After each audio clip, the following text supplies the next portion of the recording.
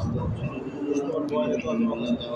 عليه ونعوذ بالله من شرور أنفسنا ومن سيئات أعمالنا من يهده الله فلا مضل له ومن يضلل فلا هادي له ونشهد أن لا إله إلا الله وحده لا شريك له ونشهد أن سيدنا ومولانا محمدا عبده ورسوله صلى الله تعالى عليه وعلى آله وأصحابه وبارك وسلم تسليما كثيرا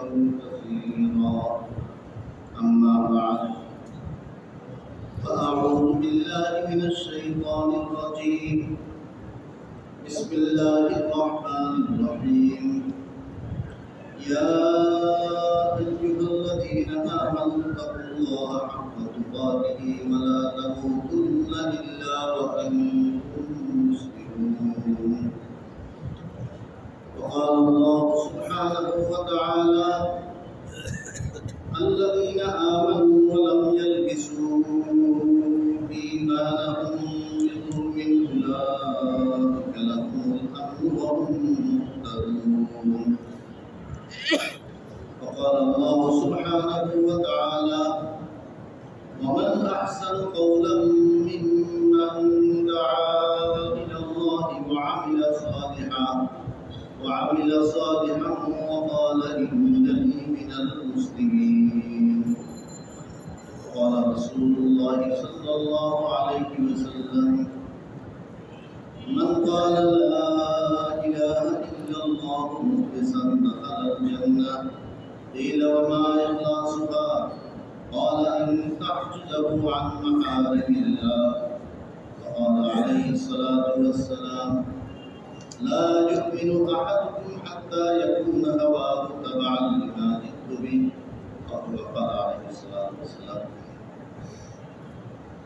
محترم মুসলিম আমাদের অস্তিত্ব ছিল না, আমরা কোনো উল্লেখযোগ্য কিছু ছিলাম না, আমাদের নাম ছিল না, পরিচয় ছিল না। আল্লাহ রাব্বুল আলামিন এরাদা করছেন তো এই অস্তিত্ব দান করছেন। আজকে যে চেয়ারম্যান হয়েছে আল্লাহ তাআলা অস্তিত্ব যদি না দিতেন তো চেয়ারম্যান কেমন?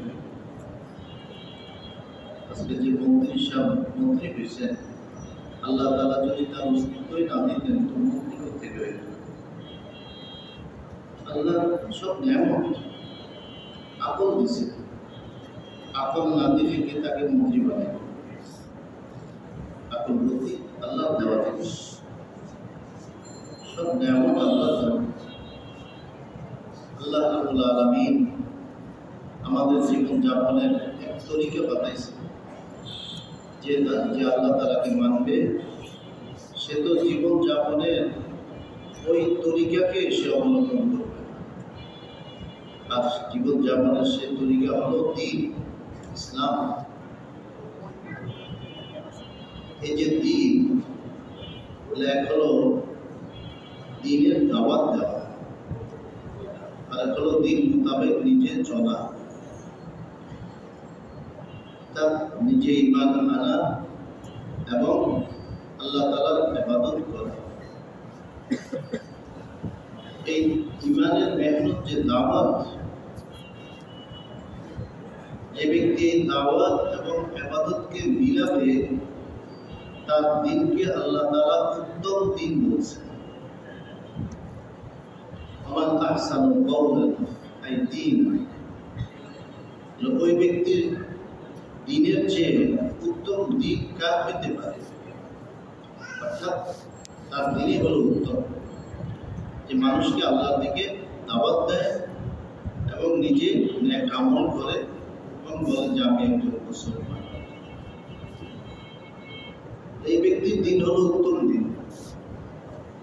সে মানুষকে আল্লাহর দিকে দাওয়াত দেয় আর নিজে নেক আমল করে, আল্লাহ তাআলার ইবাদত করে, আল্লাহ তাআলার পছন্দনীয় তরিকায় সে জীবন যাপন করে, জিন্দিগির প্রত্যেকটা ক্ষেত্রে সে আল্লাহ তাআলার হুকুমকে তালাশ করে, আল্লাহ রাসূল সাল্লাল্লাহু আলাইহি ওয়াসাল্লামের তরিকাকে তালাশ করে।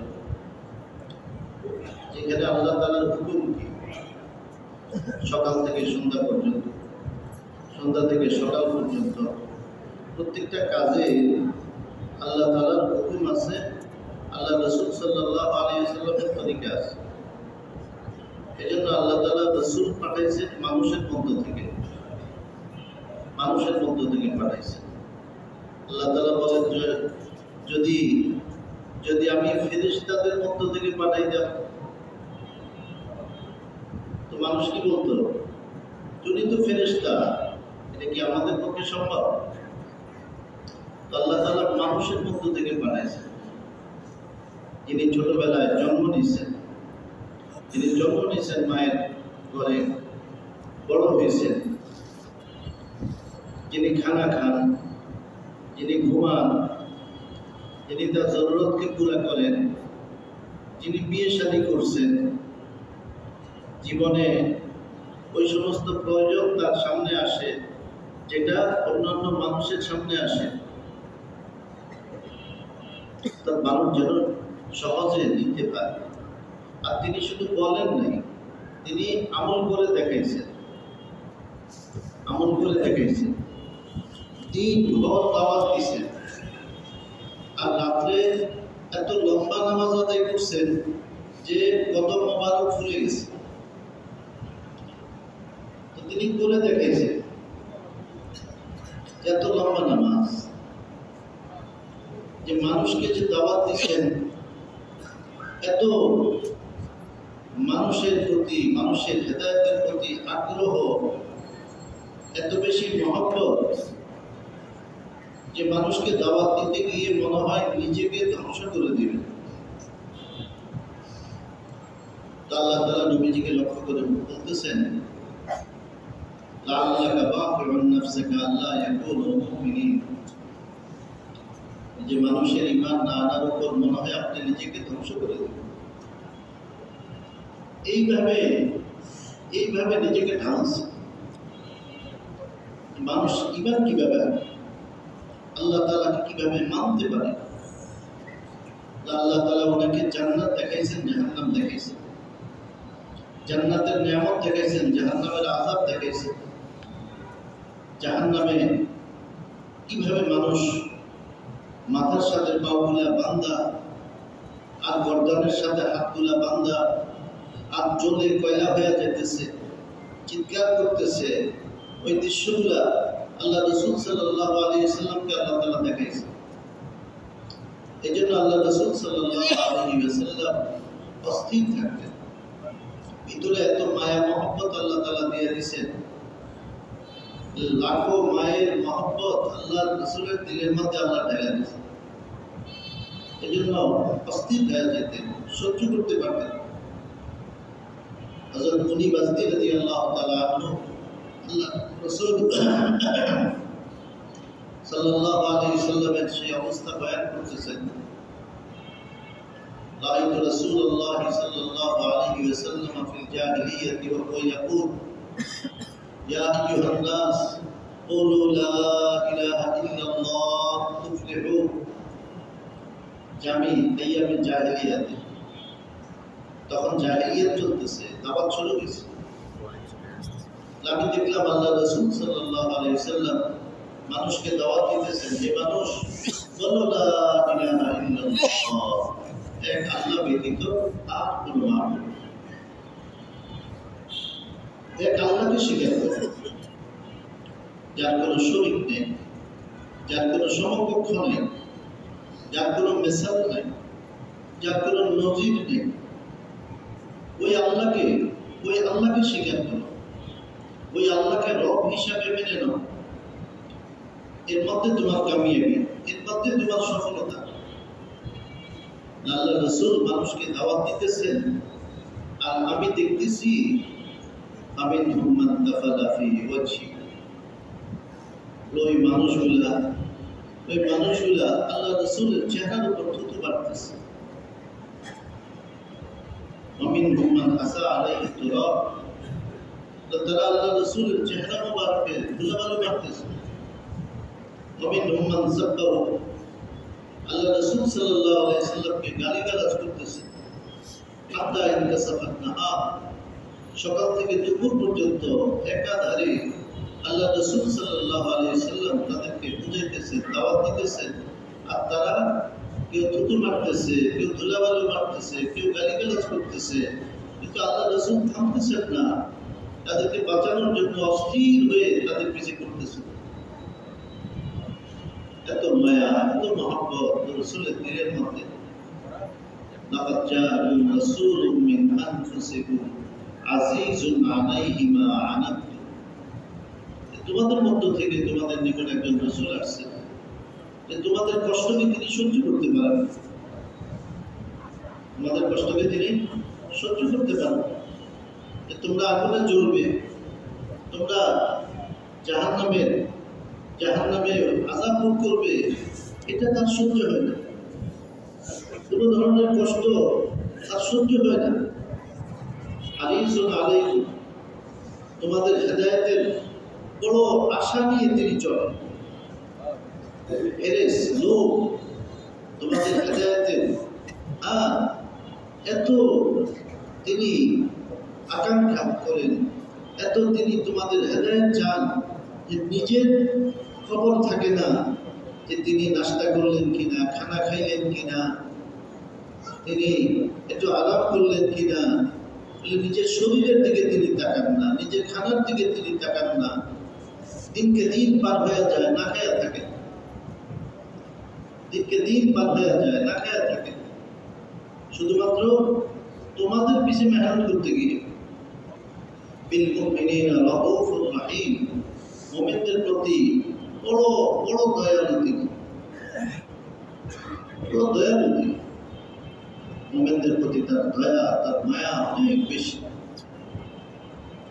মুহতারাম দোস্ত বুজুর্গ, আল্লাহ তাআলা নবীজির অবস্থাকে বয়ান করেন যে আল্লাহ রাসূল এরকম অস্থির হয়ে মানুষের পিছে পিছে ঘুরতেছেন।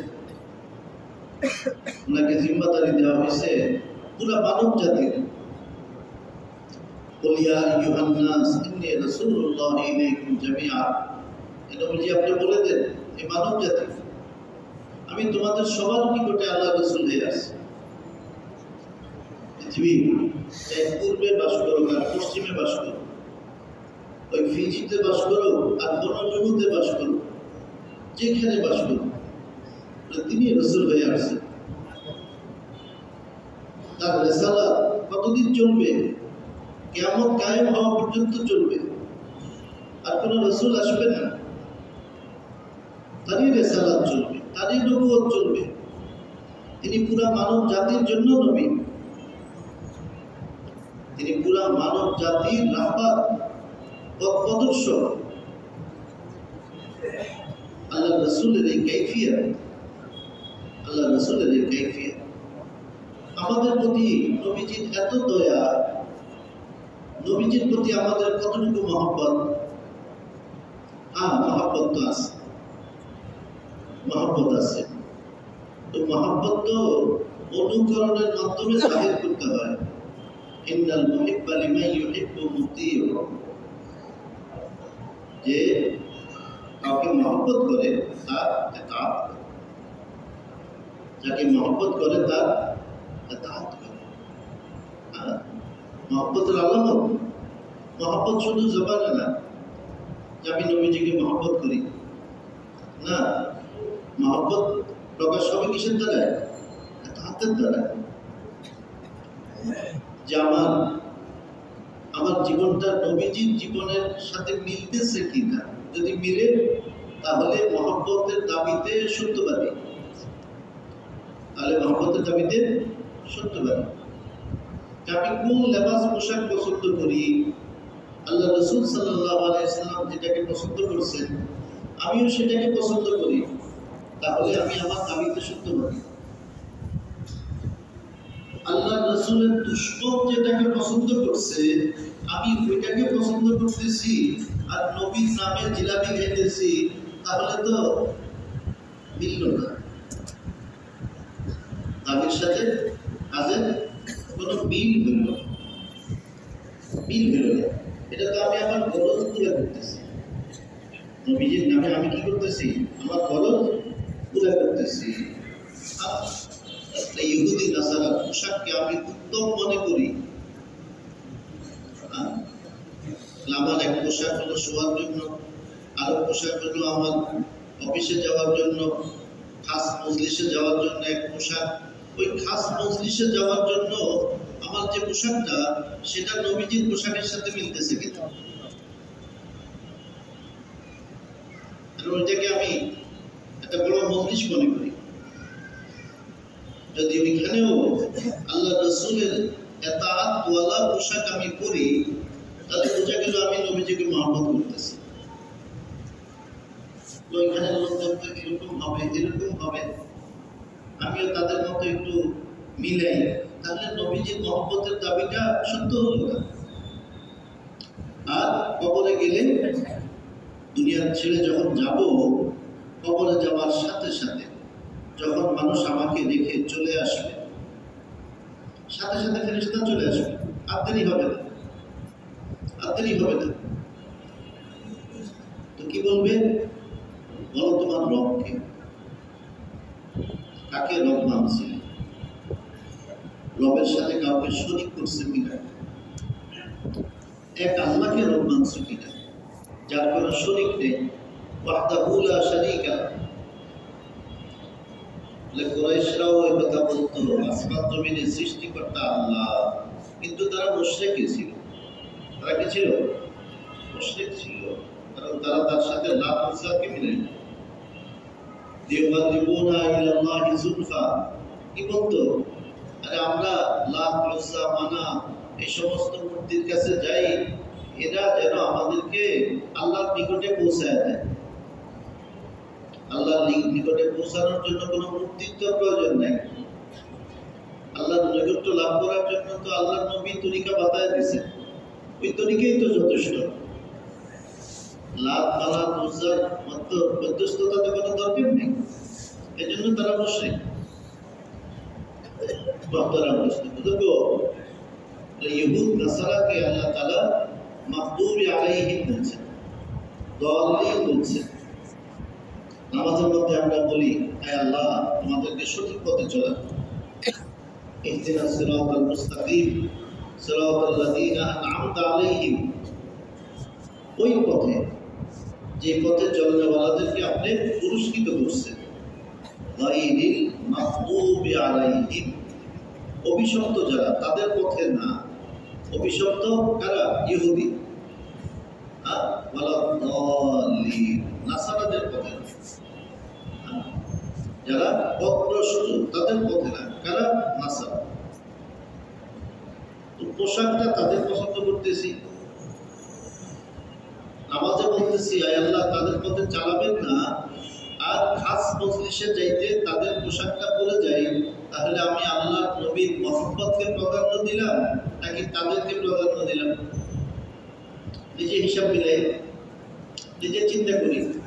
ওই যে কবরে যখন জিজ্ঞেস করা হবে, তোমার দিন, তোমার দিন কি বলো, জীবনযাপনের তরিকা কি ছিল? ওমান হাযার রাজুল আল্লাযী বুইসা ফীহি। আল্লাহ রাসূল সাল্লাল্লাহু আলাইহি ওয়াসাল্লামকে দেখানো হবে আর জিজ্ঞেস করা হবে, চিনো এনাকে, যাকে তোমাদের কাছে পাঠানো হয়েছিল? তো আল্লাহ রাসূল সাল্লাল্লাহু আলাইহি ওয়াসাল্লামকে কে চিনবে? যে আল্লাহ রাসূলের সুন্নতকে মহব্বত করছে, আল্লাহ রাসূলের সুন্নতকে মহব্বত করছে, রাসূলকে দেখে তার দিলটা খুলে যাবে। আপনজন ছাড়ছে, আত্মীয় স্বজন, মা বাবা, ছেলে মেয়ে ছেড়ে চলে গেছে, দিলের মধ্যে ব্যথা, দুনিয়া থেকে কাঁদতে কাঁদতে গেছে। আর ওইখানে যখন দেখলো আরে আমার নবী এখানে, আর আমার সাথে আমার নবী মিল হয়ে গেছে, আমি আমার নবীর তরিকায় চলে, আজকে নবীর সাথে আমার দেখা হলো, আর নবীজি আমাকে দেখতেছেন যে আমি নবীর তরিকার উপর আছি। আল্লাহ নবী তার উপর সন্তুষ্ট, আল্লাহ নবী তার উপর সন্তুষ্ট। আব্দুল্লাহ যুল বিজাদাইন, তাকে আল্লাহ রাসূল সাল্লাল্লাহু আলাইহি ওয়াসাল্লাম তবুকে নিজ হাতে কবরে রাখলেন আর বললেন, হায় আল্লাহ, আমি তার উপর রাজি, তুমিও তার উপর রাজি হয়ে যাবে। আল্লাহ রাসূল সন্তুষ্ট হবেন তো আল্লাহ তাআলা সন্তুষ্ট হয়ে যাবেন। আল্লাহ রাসূল জমিনে, এই জমিনে মানুষের মাঝে ঘুরছে, মেহনত করছে। আল্লাহ রাসূল যখন একজন উম্মতের উপর সন্তুষ্ট, তো আল্লাহ তাআলাও সন্তুষ্ট। আল্লাহ রাসূল আমাকে দেখবেন আমার কি অবস্থা, আমি সুন্নত নিয়ে গেলাম না কি অবস্থায় গেলাম, আমি ইহুদি নাসারার তরিকাকে পছন্দ করলাম নাকি আল্লাহ রাসূল সাল্লাল্লাহু আলাইহি সাল্লামের তরিকাকে পছন্দ করলাম। সামনে এসে যাবে, সব সামনে এসে যাবে। সেদিনটা কবে, সেদিনটা কবে কেউ জানে না। হইতে পারে আছে, হইতে পারে কালকে, যে কোনো মুহূর্তে হইতে পারে। সুস্থ সবল মানুষ ভাবতেছে আমি তো সুস্থ, মানে আমি তো লম্বা সময় দুনিয়াতে থাকবো মনে হয়, আমি তো সুস্থ, কিন্তু না, ওই সুস্থ সবল ব্যক্তি হঠাৎ করে চলে যায়। ওই হাসপাতালে শেষ অবস্থা তার, সবাই মনে করতেছে উনি চলে যাবেন, তো ওনার আগে ওনার ছেলে চলে যায়। উনি আরো 6 মাস পরে যেতেছেন, উনি আরো 1 বছর পরে যেতেছেন, তার হাতে না। এই জন্য তৈরি হওয়া, আর তৈরি হওয়ার জন্য একটা মেহনত আছে, সেটাই হলো তাবলীগের মেহনত, দাওয়াত দিয়ে আল্লাহর মেহনত। এই মেহনতের মধ্যে যে লাগবে, আল্লাহ রাব্বুল আলামিন তাকে সাহায্য করবেন, আল্লাহ তাকে সাহায্য করবেন। দুনিয়ার যে কোনো প্রান্তে যাবে, সে সুন্নতের উপর অটল থাকবে, সুন্নতের উপর সে অটল থাকবে। সাহাবায়ে কেরাম চায়না গেছেন, রাশিয়া গেছেন, কাফের মুলুকে গেছেন, মুলকে শামে গেছেন, ওনাদের সুন্নত ছুটে নেই, ওনাদের দিন ছুটে নেই। কারো তরিকা দেখে প্রভাবিত হননি, কারো লেবাস পোশাক দেখে প্রভাবিত হননি, কারো জীবনযাপনের তরিকা দেখে প্রভাবিত হন নাই। বরং হযরত মিকদাদ রাদিয়াল্লাহু তাআলা আনহুর ঘটনা আছে, নতুন এলাকায় গেছে, দস্তরখানে বসছেন, খানা খাইতেছেন, লোকমা পড়ছে, ওটাকে উঠে খাইছে। ওইখানে একজন বলতেছে, তুমি এটা কেন করতেছ? আরে এলাকায় তো খাওয়া দাওয়া অনেক পাওয়া যায়, এটা উঠে কেন খাইলা? এলাকার মানুষ এটাকে তো খারাপ মনে করে, চলে গেছে, আপনি এটা উঠে খাইতেছে। তোমার গুসা আসছে, কেন গুসা আসছে? নবীর তরিকার খেলাফ কথা, এই জন্য গুসা আসছে। জিনিস পাওয়া যায়, অনেক আছে, এগুলো কথা না, নবীর তরিকা কি? আল্লাহ রাসূল সাল্লাল্লাহু আলাইহি সাল্লামের তরিকা হলো, এটা আল্লাহর নিয়ামত, এটাকে নষ্ট করা যাবে না। তো তিনি বলতেছেন, আতরুকু সুন্নাতা হাবিবি বিহাউলাইল মাকাম, এই সমস্ত আহমক লোকদের কথায় আমার রাসূলের সুন্নতকে আমি কি ছাড়বো? এরা আহমক, এরা বেকুফ, যারা তাদের আখিরাত সম্পর্কে গাফেল, এদের আকলের উপর পর্দা পড়ে আছে, পর্দা পড়ে আছে, এরা সঠিক জিনিস বুঝে না। যদি বুঝতো তো কোটি কোটি বছরের জাহান্নামকে ভয় করতো, ওইখান থেকে বাঁচার চেষ্টা করতো। এদের কথায় আমি আমার হাবিবের সুন্নতকে ছাড়তে পারি না। তো তারা প্রভাবিত হন নাই, তারা ওই এলাকাকে পাল্টায় দিয়েছে। আলজেরিয়া, মরক্কো, তিউনিসিয়া, মরদানিয়া, এগুলো তো আফ্রিকার দেশ, পৃথিবীর পশ্চিম প্রান্তে। মানে পৃথিবীর কি ছিল? পশ্চিম প্রান্ত ছিল। ওই সমস্ত অঞ্চলে গেছে, এত মেহনত করছে, এত মেহনত করছে যে তাদের জীবন যাপন পাল্টায় দিছে। অল্প কয়েকজন সাহাবী, তাদের ভাষাও পাল্টায় দিছে। আজকে তাদেরকে আমরা আরব বলি, আজকে তাদেরকে আমরা কি বলি? আরব। তাদের ভাষা পাল্টে গেছে। আল্লাহ কোরআন শিখতে শিখতে, আল্লাহ কোরআন পড়তে পড়তে কোরআনের ভাষাকেই নিজের ভাষা বানায় গেছে। নিজের বাপ দাদার ভাষাকে তারা ছেড়ে দিছে। ওই যে আল্লাহ কালামের ভাষা, এটা কি প্রাধান্য দিছে। এত পরিবর্তন তারা করছে, এত পরিবর্তন তারা করতে পারছে, তাদের মজবুতির কারণে অটল ছিলেন। কোন অবস্থায় আল্লাহ রসুলের তরিকাকে তারা ছাড়েন নাই। আজকে একটা অফিসে গেলে যখন বলে যে আপনার চাকরি থাকবে না, তো আমাদের পোশাক পাল্টে দেয়, তাহলে নবীজির মহব্বত কতটুকু হলো? নবীজির মহব্বতের চেয়ে চাকরির মহব্বতটা কি বেশি দেখা যায়। তাহলে ব্যবসার মহলে গেলে পোশাক পাল্টে যায়, এই পোশাকের ব্যবসা কিভাবে করব? অর্থাৎ সে প্রভাবিত। সাহাবায়ে কেরাম কি ব্যবসা করেন নাই? সুন্নত নিয়েই তো ব্যবসা করছে। বরং চায়নাতে তারা ব্যবসা করছে, চায়নার মানুষগুলা তাদের প্রতি এত আকৃষ্ট হয়েছে, তারা যখন চায়না ছাড়ার চিন্তা করছে। কেন চিন্তা করছে? ওইখানের ব্যবসায়ীরা বাদশার কাছে অভিযোগ করছে যে সব কাস্টমার এদের কাছে চলে যায়, আমাদের ব্যবসা নষ্ট হইতেছে। কেন যায়? তারা সত্য কথা বলে, তারা মাপে কম দেয় না, তারা ঝুঁকে দেয়। আল্লাহ নবী যেটা শিখেছি তারা ওইটা পারে, ঝুঁকে দেয়। তারা জানে এর মধ্যে বরকত রাখছেন আল্লাহ, তারা বরকত পাইতে চায়, তারা বেশি মাল পাইতে চায় না, তারা দিন মানুষের কাছে পৌঁছাইতে চায়। তো দিন পৌঁছানোর জন্য দিনের সঠিক শিক্ষাটা মানুষের সামনে তো তুলে ধরতে হবে। তো মানুষ তাদের প্রতি এত আকৃষ্ট যে স্থানীয় ব্যবসায়ীদের কাছে কাস্টমার আর যায় না। ওরাই অভিযোগ করছে এদের কারণে আমাদের ব্যবসার ক্ষতি হইতেছে, এদেরকে বাহির করেন। বাদশাহ তাদেরকে ডাক দিল, তোমরা এই দেশ থেকে চলে যাও। জনসাধারণ সব গিয়ে জমা হলো, বাদশাহ এদেরকে যদি বাহির করেন আমরাও আপনার দেশে থাকবো না। এটা অনেক ভালো, এটা তো অনেক ভালো, এটা তো সত্য কথা বলে, এটা তো ধোকা দেয় না।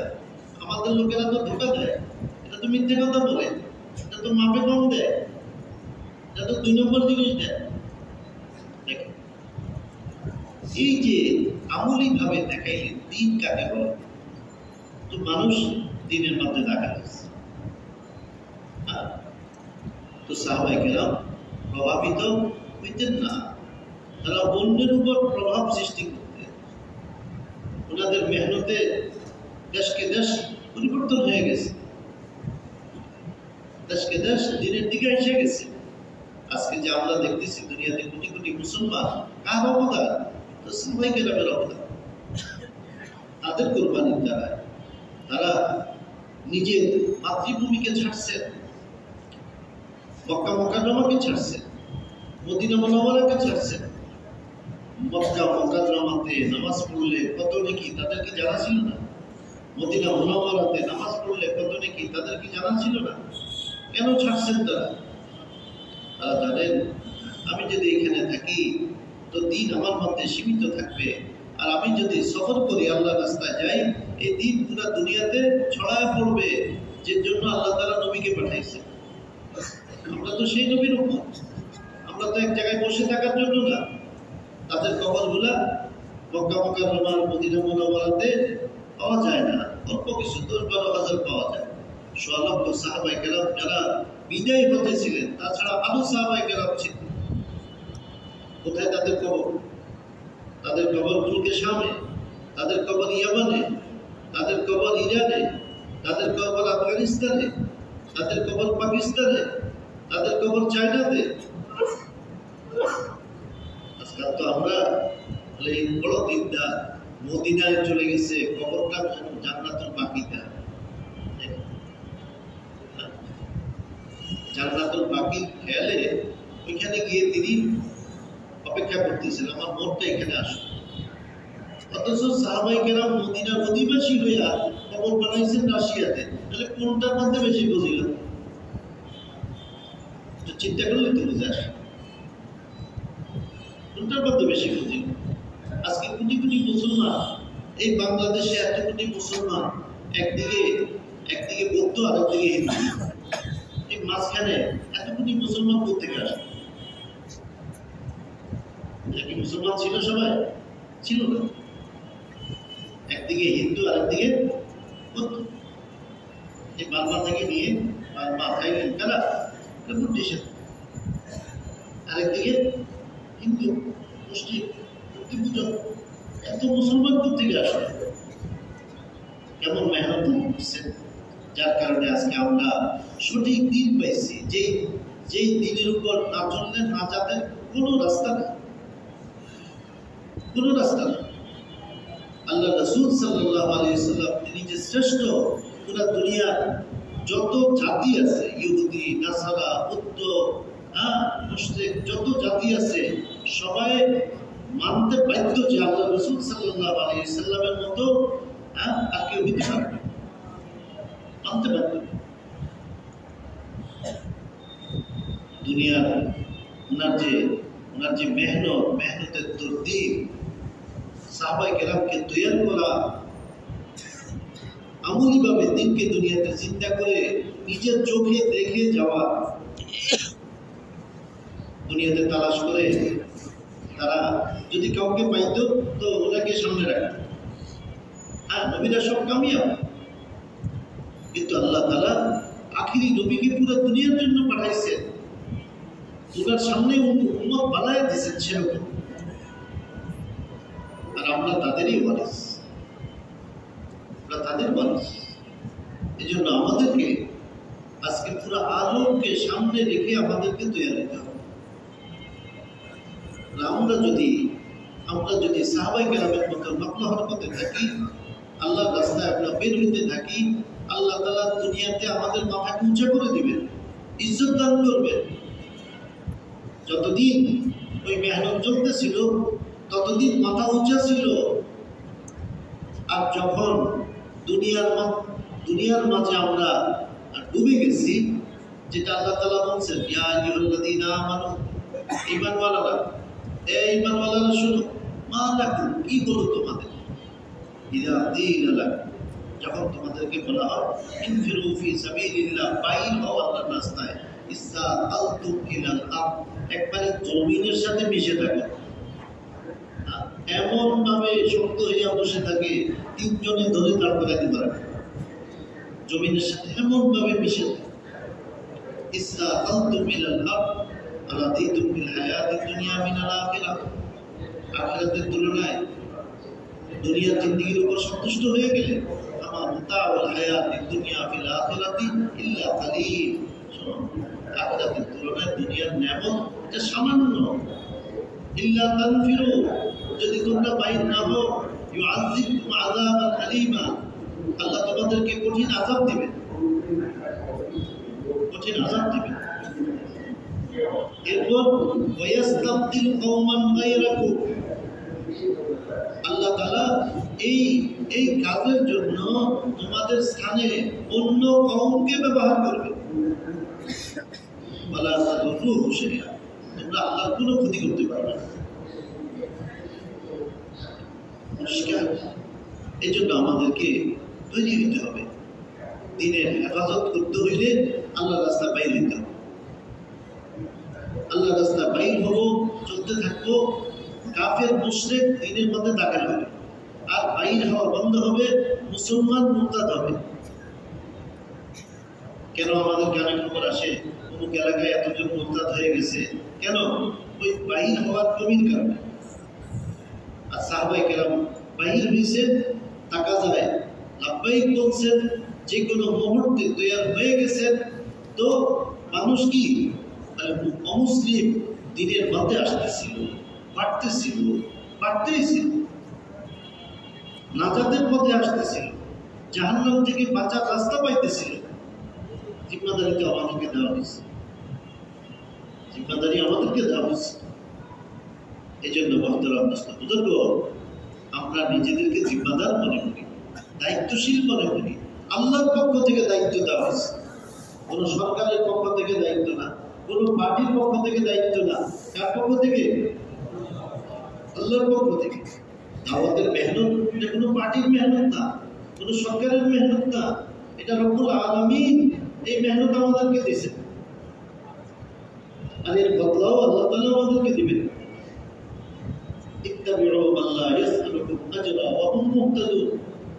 ওই লোকদের অনুকরণ করো যারা তোমাদের কাছে বিনিময় চায় না, দাওয়াত দেয় তোমাদের কাছে কি চায় না, বিনিময় চায় না, তারা হেদায়েত প্রাপ্ত লোক, এদের অনুকরণ করো। আল্লাহ তাআলা, আল্লাহর মেহেরবানি, আল্লাহ তাআলা আমাদেরকে ওই মেহনতের সাথে লাগার তৌফিক দিয়েছেন। সবাই মিলে মাল জমা করতেছে, আর নিজের খানা নিজেরা পাকাইতেছে, আর এক একজন মানুষের কাছে কাছে গিয়ে তাকে দাওয়াত দিতেছে। আল্লাহ আমাদের জন্য সহজ করে দিয়েছে। এখন শুধু আমাদের আগে বাড়া, সব তরতিব কায়েম হওয়া আছে, এখন শুধু আমাদের মহব্বত করা। এই জন্য আমরা সবাই নিয়ত করি ইনশাআল্লাহ আমরা পুরো দুনিয়াতে বসবাসের সাথে যেইখানে বলা পাঠান আমরা ইনশাআল্লাহ যাব। কি বলে কার কার নিয়ত আছে দেখি? আল্লাহ তাআলা সবাইকে ফেরেন। কেউ হয়তো এখন যাবেন, কেউ একটু পরে যাবেন, ইনশাআল্লাহ আপনারা যাবেন। নিয়ত বহুতটা, আল্লাহ একসময় নিয়ে যাবেন, আল্লাহ নিয়ে যাবেন, আল্লাহ তাআলা সুযোগ পয়দা করে দিবেন। এই জন্য এখন নগদ যারা তৈরি, আপনারা একটু দাঁড়ান, যে আল্লাহ রাস্তায় আমরা যাবো ইনশাআল্লাহ। হযরত উলামায়ে কেরাম, আমাদের অনেক উলামায়ে কেরাম দ্বিতীয় বছর লাগাইছেন আরব দেশে, এখন তৃতীয় বছর লাগাবেন কাফেরের দেশে।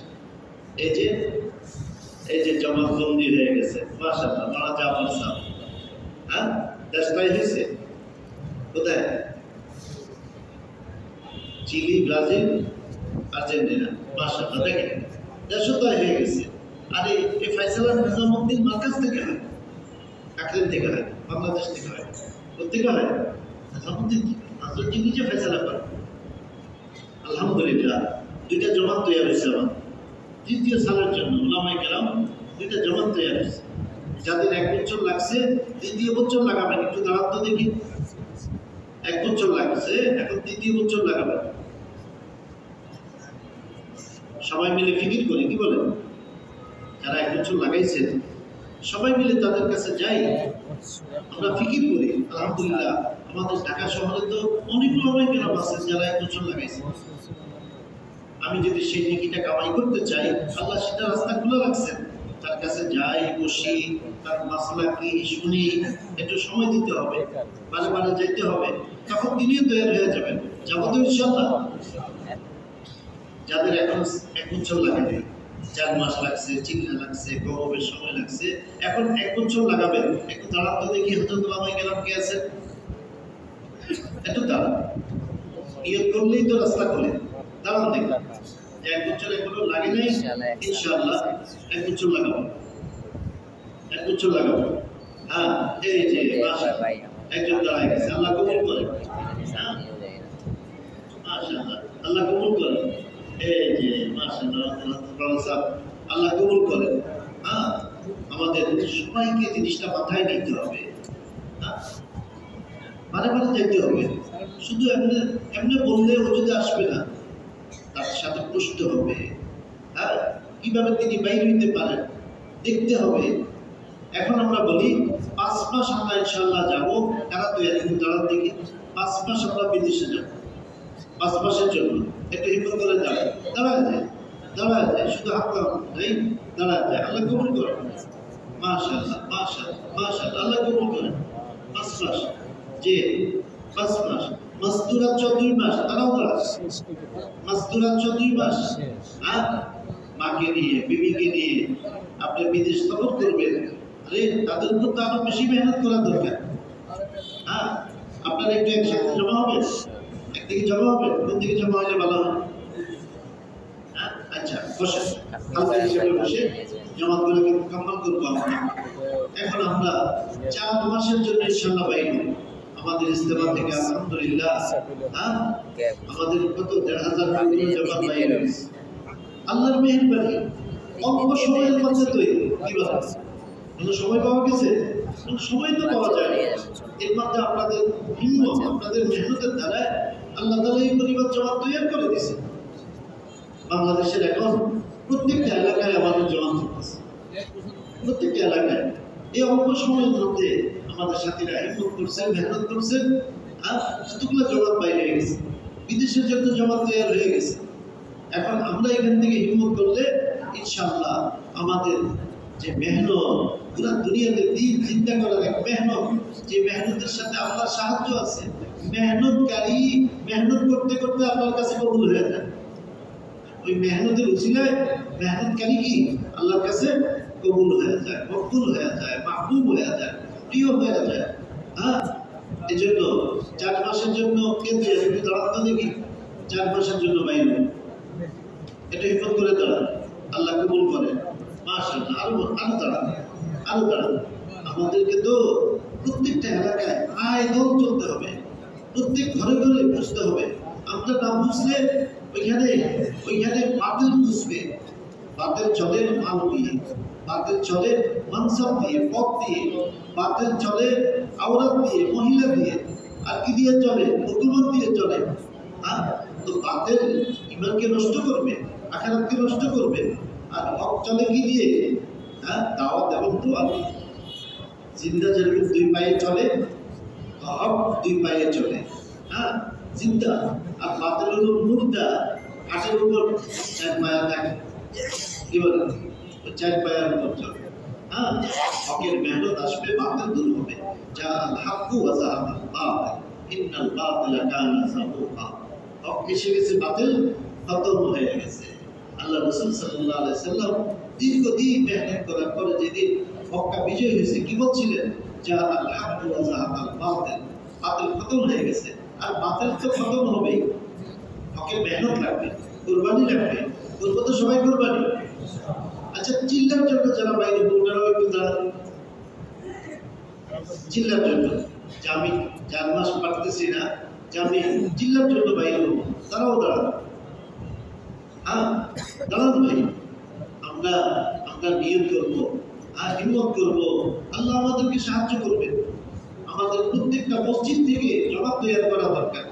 অনেক লোক নাম দিছে কিন্তু ওজনের কারণে বাইরে যেতে পারে নাই। এই লোকগুলোর কাছে গিয়ে এখন কি বলেন, তাদেরকে বাইরে করা দরকার কিনা? করবো তো ইনশাআল্লাহ। আল্লাহ তাআলা আমাদেরকে আমল করার তৌফিক দান করেন। এখন আমরা একটু দাওয়াত দিই, নিজের একটু আমরা দাওয়াত দেই, আমরা জমাত তৈরি করি। প্রত্যেক মসজিদ থেকে আমরা জমাত তৈরি করি। যে জমাত বাইরে হয়েছে আলহামদুলিল্লাহ। হ্যাঁ, কিন্তু আমাদের দেশের জন্য এটা কি যথেষ্ট? পুরো দুনিয়ার জন্য এটা কি যথেষ্ট? এই জন্য আমাদেরকে আরো তৈরি করতে হবে। এই জন্য আমরা এটাকে কাজ মনে করি, এক এক ব্যক্তির কাছে যাই, তৈরি করি। ইনশাআল্লাহ প্রত্যেক মসজিদ থেকে জমা বাইর হবে, পায়ে দম চলবে, যেরকম সাহাবায়ে কেরাম চলছে। পায়ে দম চলবে, দুনিয়াতে হক জিন্দা হবে, বাতিল খতম হবে। আল্লাহ বাতিলকে মিটাবেন যখন হকের মেহনত করবো সবাই। এখন আমরা একটু 3-4 জন একটু বসে একটু দাওয়াত দিই। আমার ভাইকে আমি তৈরি করি, 4 মাসের জন্য তৈরি করি। মাশাআল্লাহ, বসে যাই।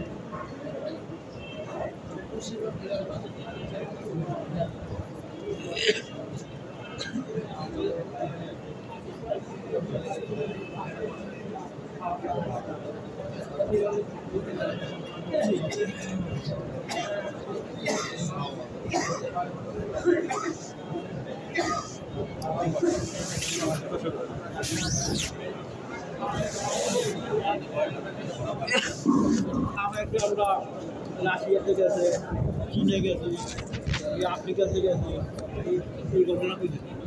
বাকি যারা আগে সত্যি কইছি, কাকুটা মনে আছে। জি বলেন, শুনলেন দু একটা যা মনে আছে।